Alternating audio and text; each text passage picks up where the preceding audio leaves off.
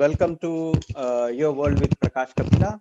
Now you have a very important series that we are going through, and in this series we have come to a penultimate stage where we are talking about the financial reforms. So, to give you a recap, around 1990, what happened was around 1991. PV Narasimha Rao was selected as Prime Minister of India, and there have been so many um, issues and events that have led to PV Narasimha Rao's selection as a Prime Minister. So mostly we talked about the Mandal Commission that preceded PV Narasimha Rao ji, the Kashmir issue that also preceded Narasimha Rao ji, and the next thing we talked about is about the diplomacy between Pakistan and China, which every prime minister have to go through. They have to manage the situation that is given to them. Now comes the most important thing for which PV Narasimha Rao and Manmohan Singh are recognized is about the financial crisis, how they handled and how they overcome the financial crisis. So there is an important thing about the financial crisis, right? So in most of the financial crises, way upfront that you are in a crisis. For example, the housing crisis was there. So it was a years in making. So by the time around 2009, 2008, people understood that there was a overheating of the economy. The same case if you take recession in 1929 or depression in 1929, people understood that it was years in making. Like people understood the events happening over a period of time. But there is a unique thing about Indian financial crisis. Even after being selected as prime minister, even P.V. Narasimha Rao did not know that we were in financial crisis, because everything was covered up, everything was not known to the public. This happens only in few cases where your currency issue is happening, your fiscal deficit is too much. What is fiscal deficit? Fiscal deficit is basically what you are earning and minus what you're spending. So you're spending a lot, but you're not earning anything. So that gives you a big fiscal deficit. Most of the people also say the difference between imports and exports, right? So those when there is a lot of change in the physical deficit, all of a sudden, then you are in a doldrums of the currency crisis. United Kingdom has gone through the currency crisis. Malaysia has gone through it. Indonesia has gone through it. And when it came to India, we just had 4 weeks or 5 weeks of money to pay our salaries and other things. So this was the moment where nobody knew that this existed except like very few people. So even before PV Narasimha Rao came, Chandrasekhar government and VP Singh government were there. So they knew about the crisis, but they didn't tell to the whole nation that we were in crisis. So, and then all of a sudden, when PV Narasimha Rao became prime minister, he was looking at abyss, a deep valley where there is no recourse into the prosperity of the nation. So with us here, we have Ravindra Alapati Garu and we have Naga Srinivas Sisla Garu. And sir, introduce yourself to our viewers and we'll go ahead. Ravi Garu, please. My name is Ravindra Alapati. I'm a physician by profession, and I'm in Anaheim, California. My specialty is gastroenterology in medicine, and I have been in private practice for the last 25 years. And originally, I'm from India, state of Andhra Pradesh, and from Guntur district. So 25 years you've been here and with a good practice. Thank you. Thank you for coming to the show. No, thank you for inviting me. And I mean, as usual, every day is a learning experience, and I learn from you and the other panelists. I look forward, sir. Thank you. Thank you so much. Thank you. So Naga Garu, please introduce yourself. Namaste. Hi, my name is Nala Srinivas Sisla. By profession, I'm a computer programmer. I work at Wells Fargo as a senior software programmer analyst. I live in St. Louis, Missouri. Thanks for giving this opportunity to talk. Thank you, Prakash Garu, and thank you, Dr. Ravi Garu. What are your take about the financial crisis till 1991? What do you think have happened? What is your take on this, sir? Everybody, every adult person, I think, strives for economic growth, for a better standard of living for himself, his family, and his society. So that with economic growth, people can live longer, happier, and be more productive. Having said that, I would like, or I would want the audience to think a minute how it was maybe 5 decades ago. That is almost at the time of India attained its independence. I mean, 7 decades ago. Yeah, 7 decades ago. For example, in healthcare, the average life expectancy is half of what it is almost. In communications, I mean, wars are fought after peace treaties were signed. In technology, people have very primitive devices of recording. And in energy, people could not warm their houses in winter. And in transportation, many places you can travel as fast as a horse can gallop. And also in income poverty, it was almost like 1/5 or 1/6 of what we make of living. And compared to what it is now, I mean, income poverty has been reduced substantially, education has been improved substantially, and healthcare has been improved substantially, communications, technology. All these factors have improved so much that, as you can witness now, we are all in 3 different places. We can talk in real time, and we can record, talk, and do various modalities in real time. And in space technology, I mean, instruments are placed on Mars where they do daily experimentation and which nobody talks about it because we take it as granted. So there has been so much of progress.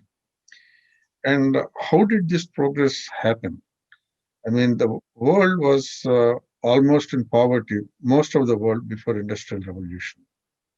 And before Industrial Revolution, in economic terms, it is only the human capital, that is the labor, and what he produces is productivity. Now it is resources plus human capital and innovation. And that innovation has been the key to ameliorate or to improve economic growth and ameliorate poverty and contribute to poverty reduction.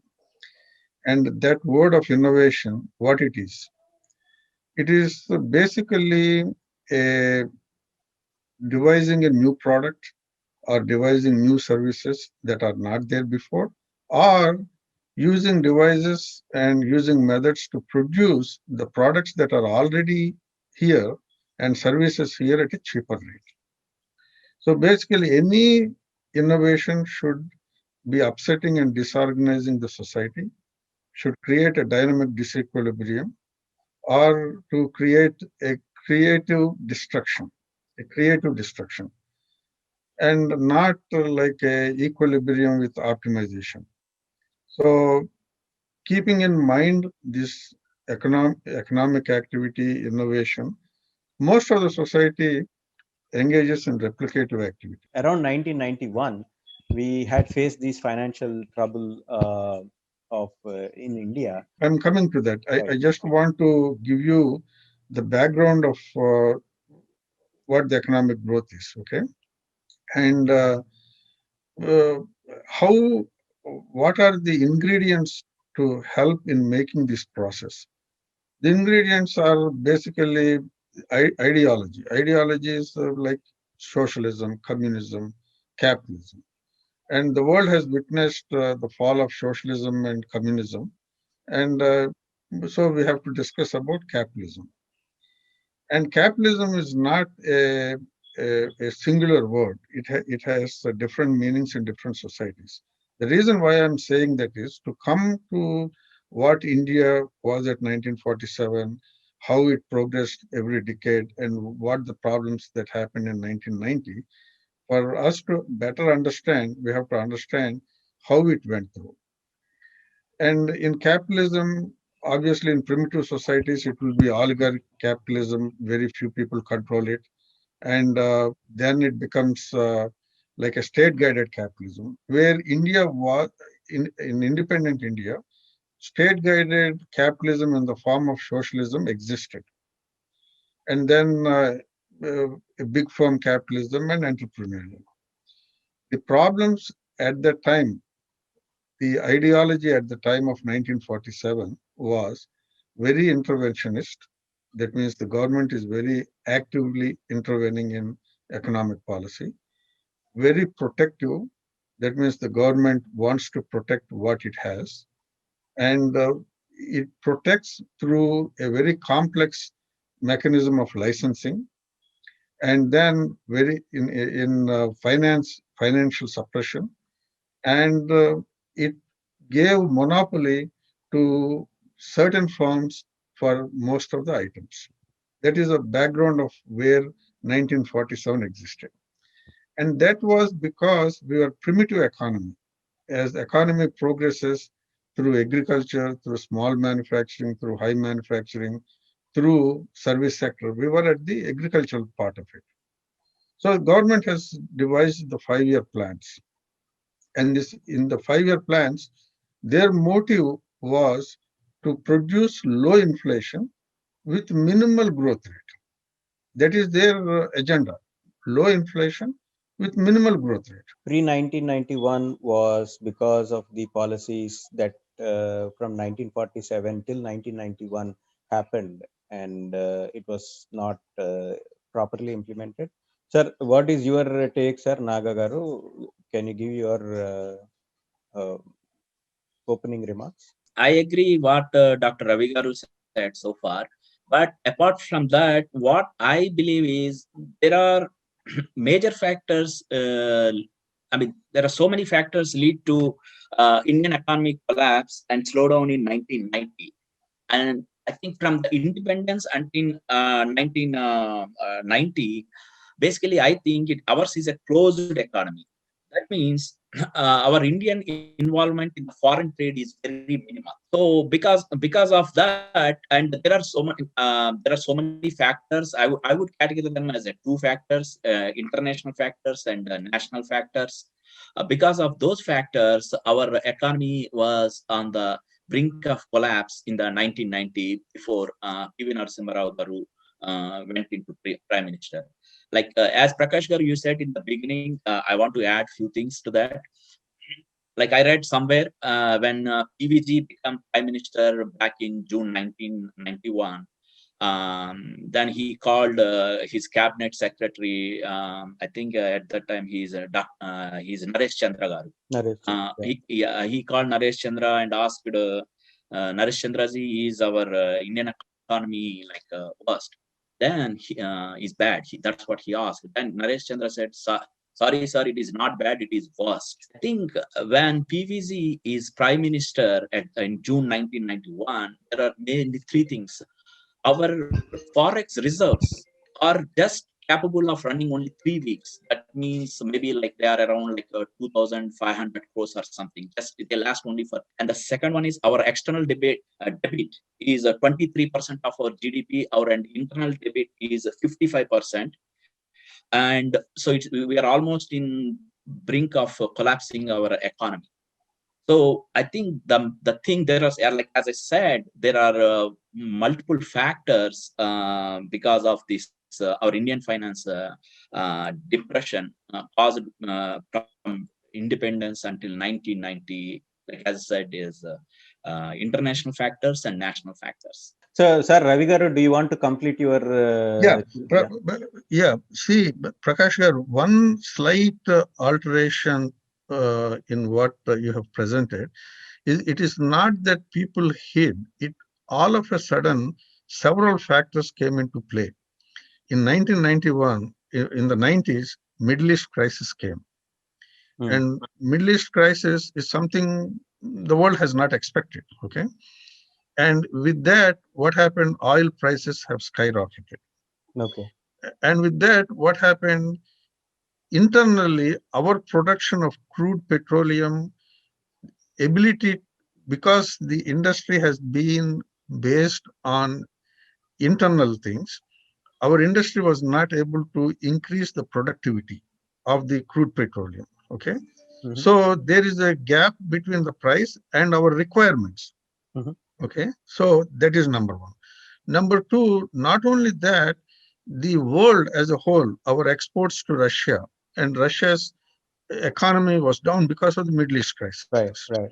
Our exports to United States, okay, where we are the biggest, US is the biggest trading partner in terms of value, and their economy, their average growth rate fell down from 3.5 to 2.5 and subsequently even lower. So our markets shrunk and our needs of import increased. And then what happened? Indian people, NRIs, non-resident Indian remittances also were of a substantial number. Yeah. And we could not remit those things. And also what happened? The quality of the debt. When you talk about quality of debt, debt can be divided into aid inflow, which was not there, and commercial, that is like International Bank for Development, they were not willing to give. So people have to borrow in the open market at a higher interest. Not only that, the quality, the long term became a very short term. Short term debt increases substantially. Short term debt was the biggest problem. Yes. Yeah, short term debt increased substantially because the reason short term debt increased substantially was when the debt matures, people are not willing to Extend it. extend that debt. Okay, so then on the top of it, prior to PV Garu's coming in, Rajiv Gandhi Garu lost the election, and then VP Singh Garu became the prime minister, and VP Singh Garu, then there is a national unrest that is created, and then a caretaker government came. So people were not, the political instability, when there is a political instability, people will not be able to invest. And investment is in two forms. One is foreign direct investment, which is very, very negligible at that time, like 100 million or something like that, or even lower than that. And not only with the foreign direct investment, there is also portfolio investment. And portfolio investment is nearer to zero. Okay. So you have portfolio investment, you have foreign direct investment, you have aid flows, you have borrowing at concessional rates that is gone, and you have foreign remittances that is gone. So all of a sudden, and the lack of export markets and improving need for increasing the import, that drained the foreign reserves more than anybody have expected. It's all of a factor adding factor. 1 + 1 is 2, but 2, yeah, it has become like a multiples. Okay, before it is only additions, now it has become multiples. So in that way, the reserves have become very minimal, and running that has become a financial crisis. Rajiv Gandhi government that came into power around 84. So from 84 till 89, Rajiv Gandhi government was there. And from 89 to 90, it was 90, yeah, it was VP Singh. And 90 ending to 91, June, 91 May or June, it was Chandrasekhar. So it was hugely, unpopular governments in the before, prior to PV Narasimha Rao's taking up, and there have been total unrest in terms of internal unrest in terms of Mandal Commission, Babri Masjid, and then riots happened. And then over top of that, like Ravi Garu was saying about the Gulf War.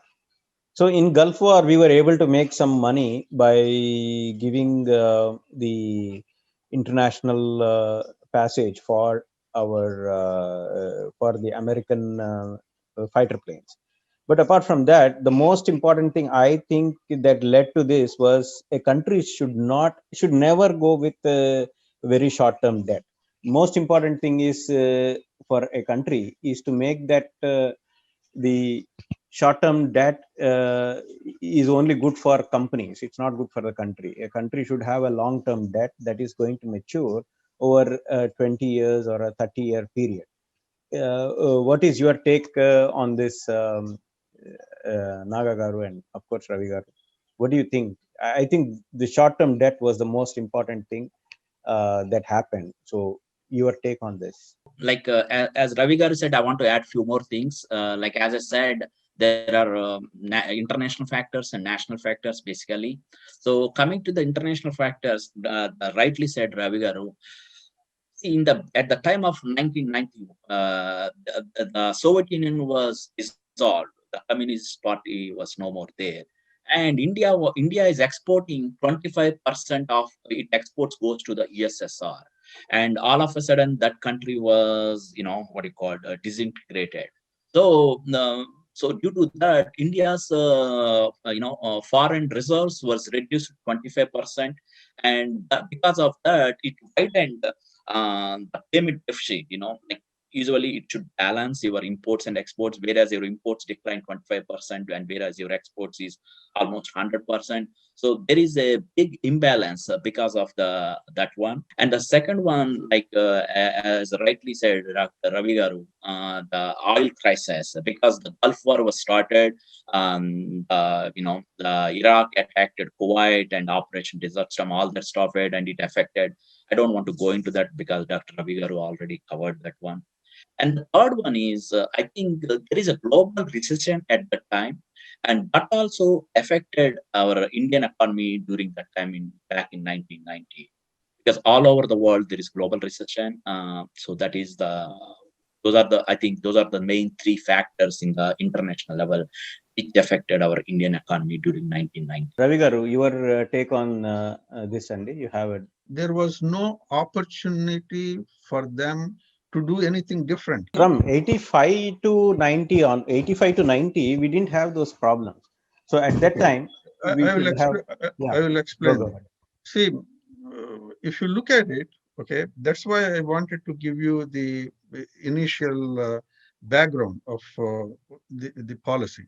If you look at it, it all started in 1980, okay? 1980 to 85, 85 to 90, and 92 subsequently. In this 1980 to 88, there were several years, like especially the last few years, where the growth was almost like 7-8%. Okay, but that growth was financed by heavy public expenditure and by heavy borrowing. Okay? Borrowing, and also I think public expenditure. Yeah, public expenditure. And in public expenditure, the country was getting ready for defense, so a lot of defense equipment was spent. The wage commission was there, increased wages were there, okay, and that were contributing to those public expenditure. When you borrowed money for these things, and when you are not able, and when all these factors, political instability, world recession, increasing imports, decreasing exports, then there is no other markets. People go for aid market, people go for low finance market, people go for long-term debt, but nothing was available. Everything is shrinking. And NRS remittances were low. Not only remittances, they are withdrawing the money. Withdrawing the money, yeah. They are withdrawing the money. So the government did not have any other option to do that. And if you look at it, see, there is a fundamental difference in the Indian economy. If you look at, for example, US, Western Europe, China, they progressed from agriculture to manufacturing. Okay. And whatever interventions that are used for manufacturing do not apply to service industry. Right. In India, it progressed from agriculture to service, not to manufacturing. Okay. As a country, manufacturing is still very low. Service is high. And in service, different factors play a role. Okay. Different factors. Luckily, young people, I mean, educated engineers like you and the other Naga Garu, people like you have helped because you have come over and remittances have increased, and that took Tremendous. a that took a substantial part. Okay, like remittances increased to almost like 10 to 12 billion dollars a day, whereas aid was only like half a billion. Okay, remittances were high. Okay, when people are pulling their money back, the government did not have much other option. Okay, as in 1980, what all it started, your imports started to increase. So for your imports, why did they started to increase? Because it's a closed society, technology became obsolete, capital equipment became obsolete. Now you have to buy the capital equipment. Now you have to buy the raw materials, and the petroleum products, because of the Middle East war, have become short. So that is why you are not able to borrow long term. These are all the market dynamics that every country faces and every country faced. So, but before it going into the abyss, I think what also contributed, what majorly contributed was in most of our expenditure, we were buying more dollar. We were pegging the dollar and rupee on a certain basis. So we were trying to buy more dollars, and therefore the currency was kept stable. It was not allowed to be free flowed. That was the biggest problem. One problem I found. The other problem was that, like you said, there was no investment into the research and development that can again be funneled into this manufacturing sector. So we just directly jump from the agri-based industries to the service-based industries, leaving up the manufacturing as what it used to be, without much of progress in that. So the one thing I found very glaringly not up to the mark was that we had borrowed, instead of say 20-year borrow from 85, they should have got for 20-year borrowing. They just borrowed for 5 years. So the 5 years, usually any country usually borrows for a long-term debt, like 20 years, 30 years. If you're buying a home, you want to go for a 30-year home loan. In the same case, we did not pursue the long term goals, and we were only looking at the short term things, like say Sarkaria Commission, I think, was the one that created more salary based expenditure. And then of course the Gulf War, there was a hit to the oil, but we were more we recouped it more or less, because we were help Chandrasekhar government. When Chandrasekhar government came, they started helping the American fighter jets to get fueled in the Indian air bases. So, Nagagaru, so sir, we have 5 more minutes. So, please, if you want to do some closing remarks, and then Ravi Garu can close off. I want to add that about that thing which we just discussed. I think basically there is excessive social, what do you call it, a social commitment, not social, socialist, excessive socialist commitment. For example, if you want to invest in industries, you need to buy a lot of machinery. So at that time, I'm talking about before 1990, our government buy those large machineries from German, UK, and US. In order to buy that, then they need to, spend a lot of foreign reserves. And also the government invested a lot of money in the agricultural by borrowing money from them. So those are all the factors leading to the economic recession in 1990. And as Dr. Ravi Garu and Prakash Garu, you both said the political instability one. So I want to add one funny incident at that time I read somewhere. I think back in those days, 1991, I think people from finance ministry and people from RBI, they are talking to the IMF to get the loan at Washington DC. And I think at the time, I think Rajiv Gandhi withdraw the support to Chandrasekhar government, I believe so. So at that time, the IMF people are now whom you are representing. You there is no government. So that is unfortunately we have as you guys said, there was a lot of political instability at that time. We lost a lot of international credibility. For us to get funds from the international credibility, like for example, I think at that time I heard there is our Indian government gave 47 tons of gold to Bank of England to get the 400 million rupees foreign currency to investing. So those are all the factors leading to the 1990 before 1990 depression. Those are all the different factors, and of course, the oil one, the Gulf War is the one of the major thing, and also main thing is our rupee was overvalued at the time, which is not in our hands because the monetary authority decides what rate Indian rupees. I think at that time our Indian rupee was 18 rupees against $1 back in 1990. But it was later changed because of P.V. Narasimha Rao Garu's reform. Major reform was to peg the devalue the rupee. Yeah. Yes, they devalued rupee Sir. too. And also, and the one more major thing is I observed is what do you call their loss of making in public sector undertaking units, PS units. Those are sick units. They are not producing anything, but government is investing a lot of money in these. So these are all the factors, as I said, those international factors and national factors. All those factors led to our Indian economy crisis back in 1990. Awesome, excellent, sir. So, sir, Ravindra Garu, your closing comments, please. The most important thing is for us, we made some economic growth, but we have to strive to spread that growth for the people who do not have it, the have-nots. And I think educating people financially from high school onwards should be a very important part of their curriculum.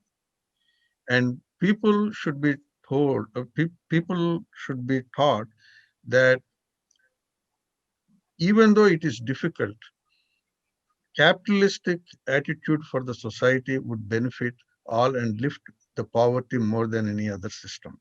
So they should be made aware that ability to start a business should be easy, ability to close a business should be easy, financial channels should be developed, labor flexibility should be there, and most importantly, our activities should not be in dividing wealth, but our activities should be in creating wealth. And important to that is whatever is created, it should continue to be created rather than take a monopolization attitude. And the rule of law and contract law are very, very, very important. And this should be part of the curriculum from 7th grade onwards for people to develop an economic sense to help others. Thank you so much. Thank you. I'm sorry, guys, we are out of time. And this is the most important thing that we need to know, because if we know what were the important things that led us into the particular recession, then we will be in a position where we don't go into those things again and again. And we, like Ravi Garu has rightly mentioned, there are contractual obligations are the most important thing for any society to survive. And with this, we close this particular show, and we look forward for the next week's show, where we are going to talk about the currency reforms that have been introduced and industrial reforms that have been introduced.